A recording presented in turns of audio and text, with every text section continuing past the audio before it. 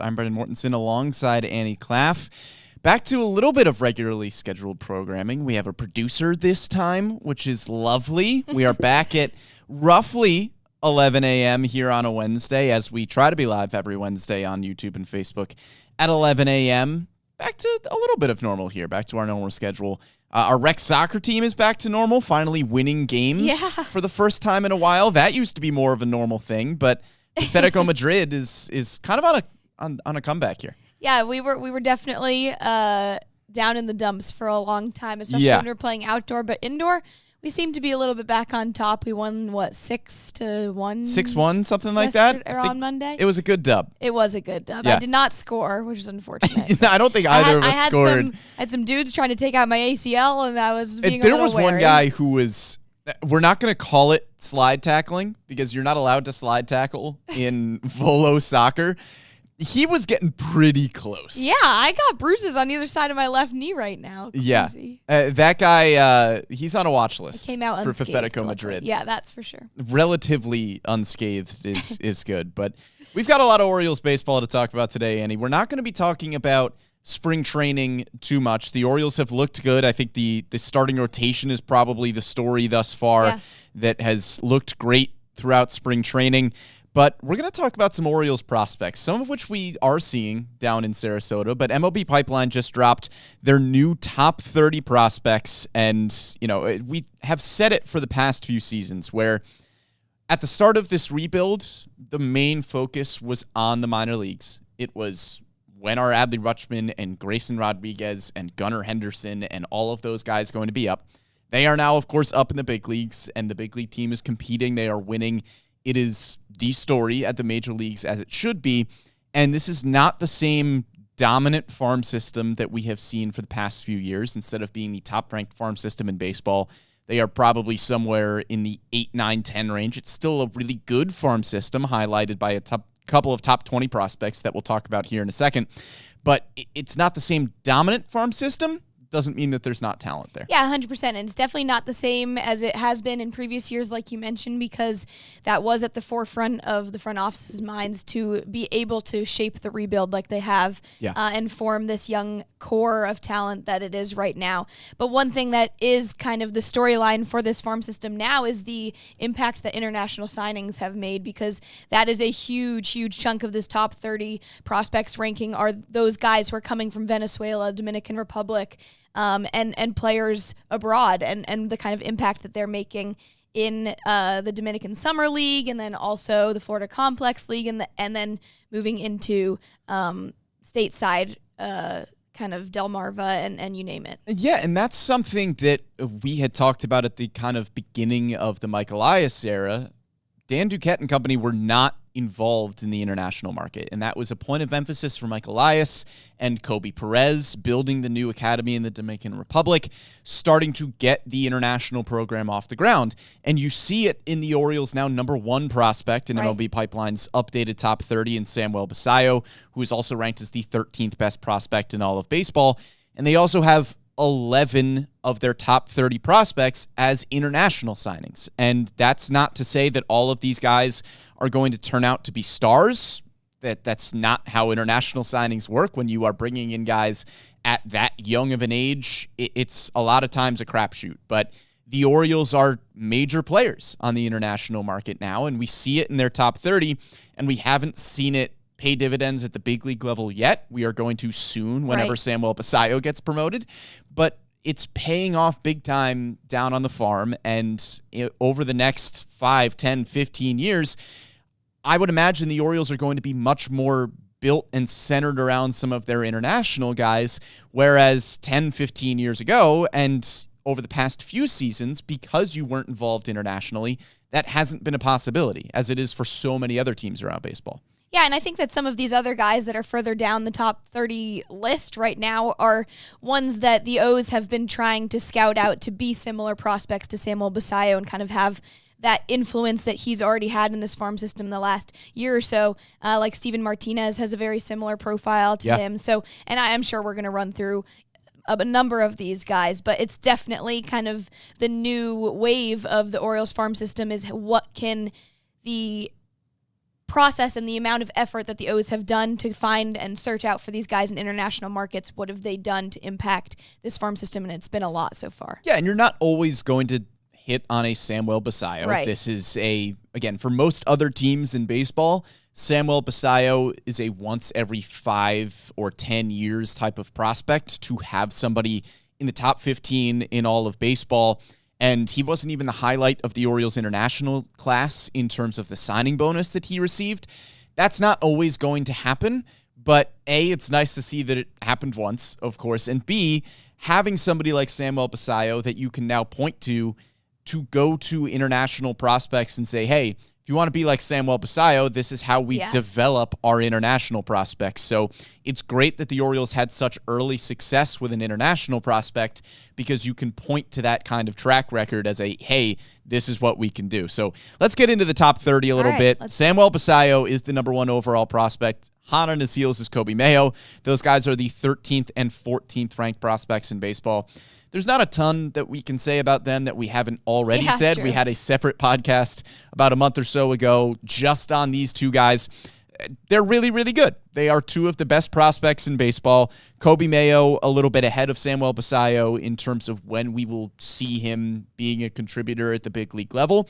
But in terms of the top 100, these guys are higher-ranked prospects than Jordan Westberg, than Colton Cowser, than Heston Kjerstad, where those are everyday starter caliber players.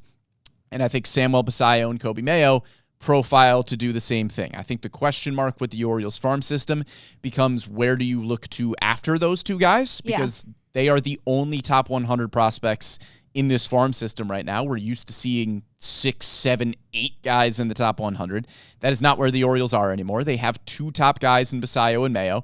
It's still really, really good, but they are not propping up the Orioles farm system at this point, but I'm sure once those 2 guys graduate, the Orioles aren't going to be the 10th best farm system in baseball anymore. Right. They definitely raised the status of this farm system just alone in the 2 of them. And they're kind of a similar caliber to what Jackson Holliday was this time last year, where those 3 were pretty much the untouchables that we always spoke about when it came to trades and whatnot. So Basallo, Kobe Mayo, you're right. We've talked a lot about them, and they definitely will be big league everyday contributors at some point. It just comes down to when there's going to be room and when there's a need for them. Mayo specifically has nothing left to prove at AAA Norfolk, even though there's a high chance that he will start out there. I think defensively you could argue he maybe does. At the plate he does not. Yeah, exactly. Basallo, there still is probably something left for him to prove. Still kind of trying to carve the way in terms of defensive versatility, for himself. But the bat is for sure there as well. Definitely just still getting some more reps against professional pitchers and the higher pitch velocities from AAA pitchers as well. Yeah, Kobe Mayo has been awesome offensively at AAA Norfolk. His offensive numbers would argue, hey, this guy deserves to be a big league player. Still needs to clean some things up defensively at third base. And if he is going to be a third base, first base hybrid type of player, needs to continue to clean things up at first base as well. So the reason that Kobe Mayo is going to be in Norfolk is not because of the talent. It's because of the roster at the big league level and the amount of guys that Mayo would have to leapfrog to find significant playing time. And it's more valuable for him at this point to get defensive reps, especially every day, whether it's at third base or first base. And that's only going to happen with the Norfolk Tides. So that's why Kobe Mayo is going to be there. Samuel Basallo only has 21 career games at AAA. He had a .638 OPS last year, which, of course he did. He was 19 years old playing AAA guys that are usually 23, 24, 25. So, of course, he struggled a little bit in a small sample size last season. So, Samuel Basallo is going to be in AAA Norfolk as well. You expect the bat to continue to progress because he's really, really good, and he is a fast learner, and he has rapidly ascended through the minor leagues. He's still going to have something to prove at AAA Norfolk solely because we haven't seen him do it yet. And that's not his fault. He just only has 20 games there. Right. So both of those guys, I think, will be everyday players at Norfolk to start the season. I think Kobe Mayo, we could see really at any point if there are injuries or anything else. I think Kobe Mayo is probably just a phone call away. Samuel Basallo, I don't think is your first phone call unless there is a catching specific injury, Yeah.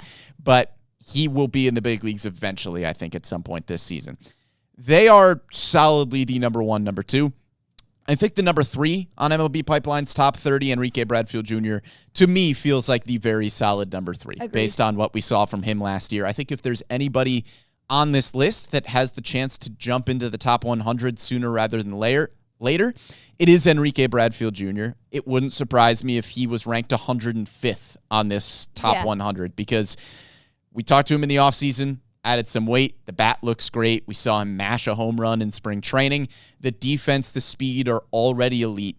He is going to be a good major league player. Really what his ceiling is going to be is determined by what the bat does and how that continues to progress. Yeah, I agree that he's definitely the solid number 3 out of this entire farm system because the defense, the speed is there, 80-grade run, a 70-grade field, and what he's going to be able to do in that position, even though there's not the space right now because his defense and speed is definitely big league level at the minute. You're right. It's just kind of the bat that needs to be a little bit more of a focus and get to be more matured, but also the space in center field because you obviously have Cedric Mullins and a lot of other outfielders that have been brought in over the last over this offseason and Colton Cowser and whatnot.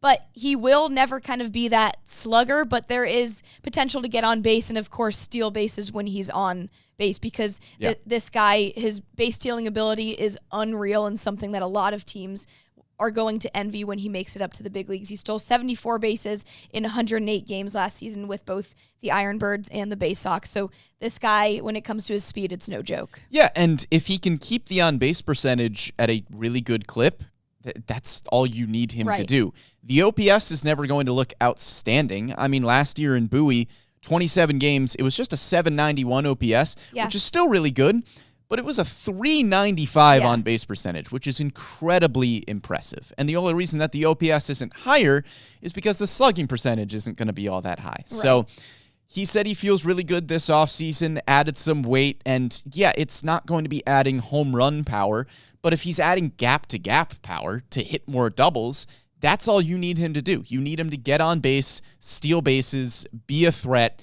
If the on-base percentage is 350 or better, that's a good player. And I know the OPS is never going to be outstanding, but the speed and the defense is so good that the OPS doesn't need to be incredible for him to be a good player. Coming in at number 4 is Chase McDermott, Orioles' top pitching prospect. Had an injury this spring. You're hoping to see him bounce back. Chase McDermott, I think, really just falls under the Cade Povich category. We've seen Cade Povich more in the big leagues than we've seen McDermott, but they are a similar pitcher where the stuff is really good. The strikeout numbers are outstanding. They need to keep the ball in the strike zone and limit walks. It's the same story for both of those guys.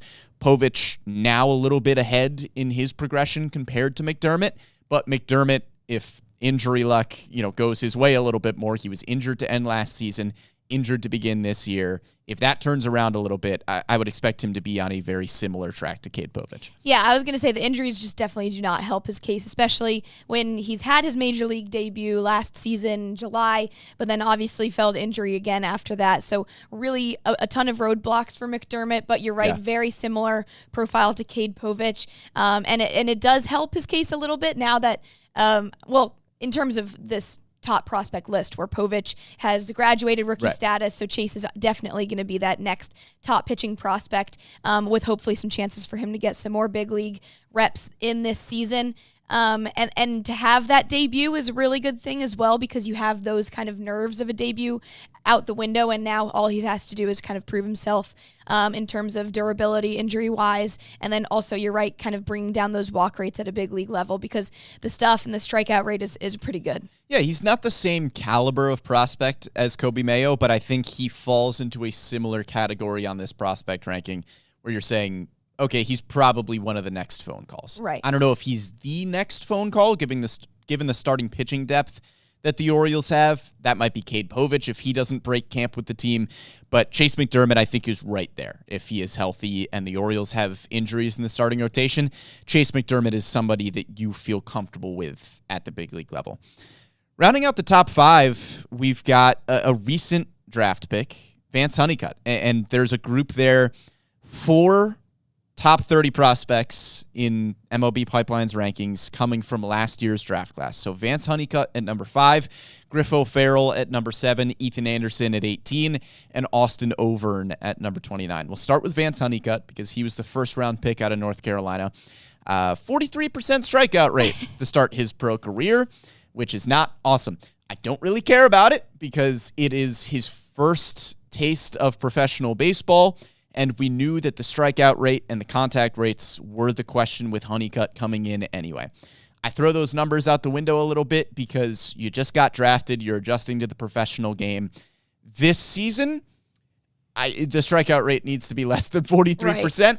Obviously, it's great tools everywhere. This is a multi-time Defensive Player of the Year in the ACC, kind of similar to Enrique Bradfield Jr. from a speed and defense perspective, but has a lot more raw power if he can connect, and the bat is much further behind. He just needs to connect and needs to limit the strikeouts. Yeah, the hit tool is pretty much the only one that's the weak one. I mean, you have a 70-grade field, 60-grade arm, 65 run, and 60 power. So definitely the hit one is the one that's going to be the point of focus for Honeycutt to develop, and we kind of knew that as we were kind of scouting him ourselves for who the O's could draft, and definitely did fit that mold of an up-the-middle college hitter that the O's seem to have liked in the past.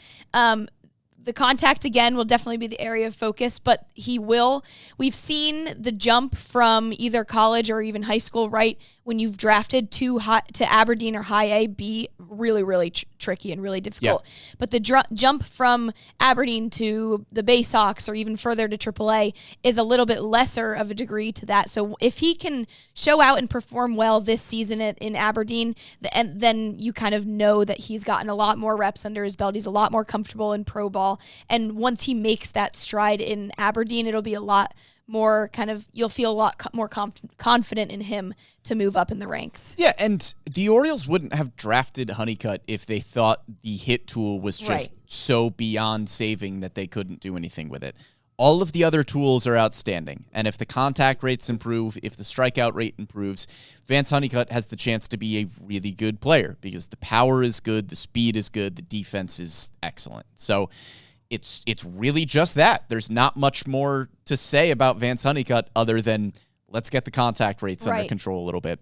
Almost on the exact opposite end of the spectrum is Griffin O'Ferrall, who checks in at number 7 on MLB Pipeline's updated top 30. Dylan Beavers. Well, sure. I'm going a little bit out of a little bit out of order here because we're grouping the last year's draft class together a little bit. So I'm going to jump to O'Ferrall here at number 7. Opposite of Honeycutt, he is steady, fundamental, makes really good contact all the time. The power's not really there as much, and I think there are maybe some questions about O'Ferrall's upside because he's not a particularly big dude. He's not an outstanding athlete. There's not a ton of raw power. He's just a good baseball player. He's going to make a lot of contact. He walked more than he struck out at the University of Virginia. He's a good fundamental shortstop. A lot of the scouting reports are he plays above his tools defensively because he just has really good baseball IQ, knows where to be. He's got great polished footwork. So Griffin O'Ferrall, maybe not the same upside as somebody like Vance Honeycutt, but the floor is just so high. Yeah, and in terms of kind of the weaker power and the plate approach in that sense, it's a little similar to Enrique Bradfield Jr. Well, they most likely will never be sluggers, but if they get on base, then 344 on base percentage for Griffin O'Ferrall is not bad. It's pretty decent for his first kind of pro stint. Yeah. But he's definitely not going to be as fast as Bradfield or Honeycutt for that matter. And the defense isn't going to be as strong. But I think that this is a guy, like you said, where the instincts, the makeup is going to be really where his high floor is. And especially when he gets on base and the defense is decent enough. So I think that O'Ferrall being kind of that 32nd draft pick last year by the Orioles, it was definitely intentional as well, where they're not going to disregard him just because the power is a little bit of a weaker tool, similar to these other guys that we've noticed when the O's draft them. They're not going to throw out the entire profile just because one tool is weaker. They're going to like the ones that are stronger in that sense. Right, and I think if you're looking at anybody in the 5 to 10 range on this spot, Griffin O'Ferrall feels like the safest bet to be Yeah. a solid player. Again, the upside may not be as high as somebody like Honeycutt or Dylan Beavers at number 6, but it's just a high floor player. You kind of know what you're getting out of Griffin O'Ferrall. Now, Annie, I'm going to jump 11 spots here. And I'm going to go to Ethan Anderson at number 18. College teammate of Griffin O'Ferrall at the University of Virginia. Was the backup catcher to Kyle Teal for a bunch of years. OPS over 1,000, more strikeouts than walks in college. Again, kind of similar to Griffin O'Ferrall there. He's a solid defensive catcher that we didn't get to see catch a lot in college because he was backing up Kyle Teal. Yeah. So he has some defensive versatility there. But Anderson, I think just a solid overall player. Again, this was the Orioles' 3rd draft pick last year. Interested to see what he has coming into this season. Yeah, and it is interesting, too, because he is kind of that switch-hitting, catching prospect, a little bit similar to Adley Rutschman in that sense, where Ethan Anderson specifically has more power from his left side, but more of a line drive from the right side. So Ethan Anderson will definitely be interesting to see if he sticks at a catching prospect, especially because you have Basayo. But MLB Pipeline does say that the ceiling for Ethan Anderson is highest when he's behind the plate, and definitely has that potential to stick there. But he was a utility player at UVA, like you mentioned, because of the other competition that he had at catcher. So this one should be interesting to see. Pretty decent on base percentage as well, 361 in his stint in Aberdeen. So definitely a lot more to prove for him. And I think 18 or 19 makes sense for him. Yeah, 18 there. A lot of solid catching prospects in this system as well. But Ethan Anderson further down in the minors than a lot of those guys are. So Anderson with a good chance to develop at that position. And then at number 29, rounding out that draft class, Austin Overn. I was a little bit surprised that he was down at 29. I was too. I thought he would have been a little bit higher. Yeah. This feels like kind of Enrique Bradfield light. He's not progressed like Bradfield has. Bradfield coming out of college was a better hitter than Austin Overn was coming out of USC. But it's a 75 run tool, 70 fielding tool for Austin Overn because he's a ridiculously good athlete. He came into USC as a freshman and was a wide receiver on the football team, quit playing football after his freshman year to just focus on baseball. He was a draft-eligible sophomore, so he doesn't have a ton of time under his belt just playing baseball, and I think that makes him a really intriguing prospect. I'm not making a comparison here, but thinking about somebody like Gunnar Henderson, who was in high school, I know Overn was a college player, but Gunnar Henderson in high school was also a really, really good basketball player. And the Orioles like drafting athletes that played multiple sports because it just makes you a more well-rounded athlete overall. So I'm really excited to see what Overn can do as a full-time baseball player as he continues to develop, where he's just focusing on that in his off seasons and in his progression.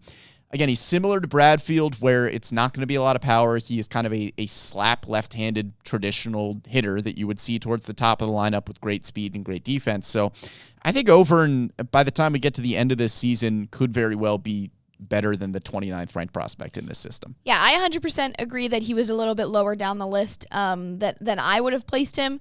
But you do have kind of a lot of different prospects in this list where there were a lot of right-handed pitchers. And so based on position-wise, I guess it makes a little bit of sense if you have a lot of the higher-tier outfielders higher up in the top 30 prospect rankings. But you're right, very similar to Bradfield in terms of base stealing abilities and getting on base. He had a 398 on-base percentage in his Aberdeen stint this year. So very excited to see what he does and how, you're right, how he locks into just that one priority of being baseball, and not to mention having that athleticism in terms of fielding. So that'll be really, really great to see what he does this coming year and how he can also fix his plate approach a little bit more in terms of to match the level of his fielding and speed. Yeah, but fun prospect, Austin Overn. And I would imagine that this group of four all starts the season together in Aberdeen, which is something that the Orioles like to do if they can keep the draft class together at a level of the minor leagues. They try to do that, and it's really cool. It builds great relationships, and hopefully those guys push each other and continue to progress together. So nice to see that the Orioles have 4 of last year's draft class members in their top 30 according to MLB Pipeline. All right, I've got another group of just two prospects here, Annie, going back to number 6 with Dylan Beavers, and then Judd Fabian at number 23. Gotta lump them together. These two have always been lumped together since they were drafted. Both in AAA Norfolk. The reason for the gap is that Dylan Beavers' ceiling just seems to be higher. Yeah. Dylan Beavers checks in at number 6. I think we don't quite know what Dylan Beavers can be yet. I think we are seeing flashes of it in spring training. The question mark with Beavers is always what his swing mechanics are going to look like, because it's a bit of an odd, funky swing, but he is making it work, and he is a good defender. He's a good athlete. You would like to see more raw power than we've seen from Beavers in his minor league career thus far. I think if he can unlock a little bit more power, then he has the potential to be a good big leaguer. And the upside feels more there, which is why he's at number 6. Yeah, I think his bat is a little bit inconsistent, which I think is why it's taken him a little bit longer than other prospects to reach that the major league kind of debut. But also it does make sense to note the logjam of the outfield, where you have a lot of really top where prospects. would Dylan Beavers go right now? Exactly. But the bat definitely needs some more reps, especially when facing higher pitch velocities. So that, I think, he's going to be another point of focus.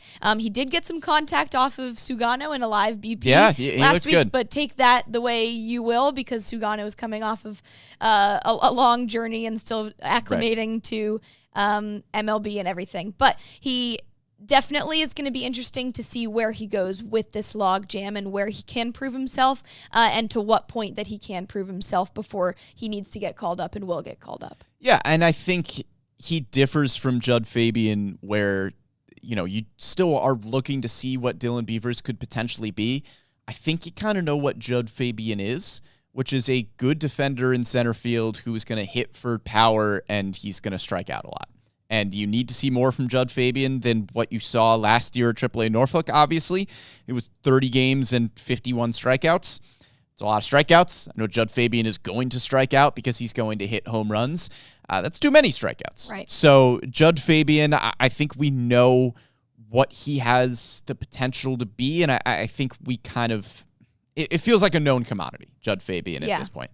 Yeah, he definitely has a little bit louder of tools than Dylan Beavers, but I think the one that drags him down is a 35 grade hit tool, because like you mentioned, he does have a lot of strikeout issues, and that's something that's been a very big point of emphasis for him moving throughout the minors the whole way through. Even with that, he did lead the Bay Sox in home runs with 18 and RBIs with 58 before getting promoted to Norfolk. But that's all said and done from AA, and still needs to prove himself at the AAA level, like you mentioned.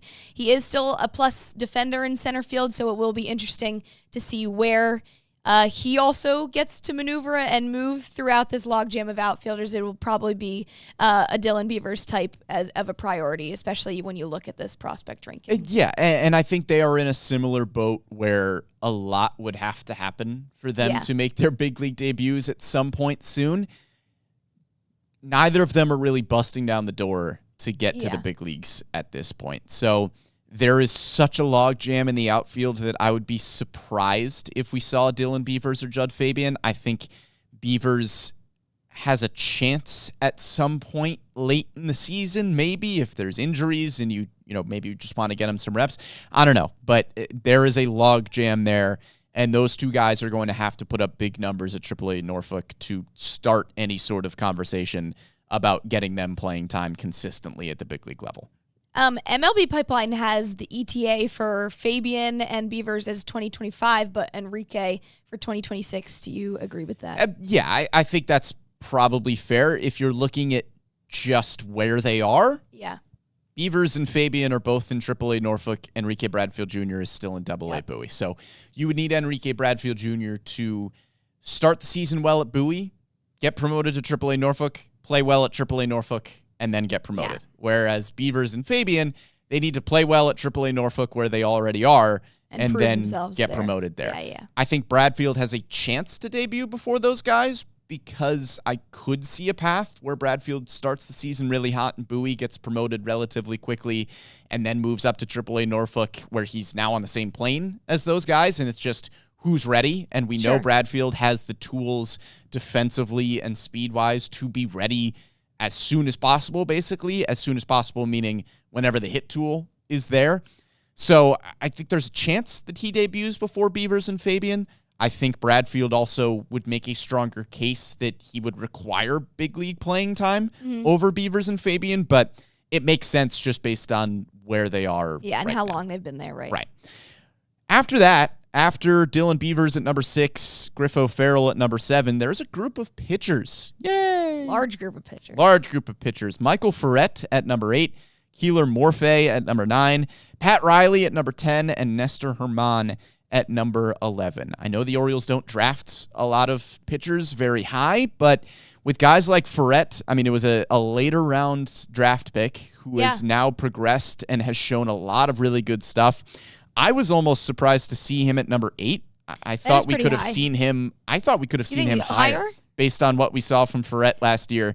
It's really good stuff, and he has progressed really well. I know he wasn't a high draft pick, but I wouldn't be surprised at all if he works his way into a conversation as being one of the Orioles' better pitching prospects. It's the same kind of thing that we always talk about. The ERA was good at 388. It was just his age 20 season, and it's over 11 strikeouts per 9. Yeah.